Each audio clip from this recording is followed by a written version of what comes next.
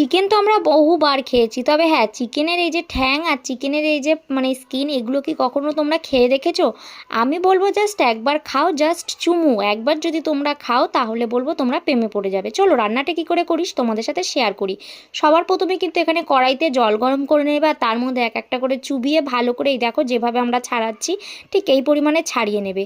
তারপরে কিন্তু ভালো করে ধুয়ে নেবে, আর তারপর ছোট ছোট সাইজের কেটে নিয়ে ভালো করে পরিষ্কার জল দিয়ে ধোবে, আর যাতে একটাও পালক না থাকে। আর তারই পরে এখানে কড়াইতে অল্প করে তেল দেবে আর আলুটা ভেজে নেবে। আর তারপরে সেইটার মধ্যেই কিন্তু এখানে জিরে ফোড়ন দিয়ে নেবে আর পেঁয়াজ ভাজা করে নেবে।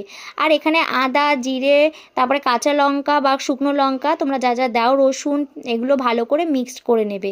তারপরে এই যে মশলাটার মধ্যে নুন হলুদ দেবে। আর হ্যাঁ, সবার প্রথমে বলি এখানে কিন্তু অল্প তেল দেবে, কেননা এটা দিয়ে প্রচুর পরিমাণে তেল বেরোয়। তো যাই হোক, এখানে কষাতে কষাতে আমি চলে গেছিলাম দোকানে, দোকান থেকে শাহি গরম মশলা আনলাম। আর এটা যেহেতু আমি কষা কষা করব, কোনো ঝোল করব না, সেই কারণে এটাকে ভালো করে জাল দিয়ে ভালো করে ফুটিয়ে নিতে হবে। আর এটা কিন্তু কাঠে জাস্ট অসাধারণ লাগে খেতে। আর তারপরে গরম মশলা দিয়ে ভালোভাবে নাড়িয়ে চাড়িয়ে দেবে। এখন এক থালা ভাত এই দিয়েই আমার খাওয়া যাবে। তোমরা কারা কারা ভালো খাও অবশ্যই জানিও কমেন্ট করে।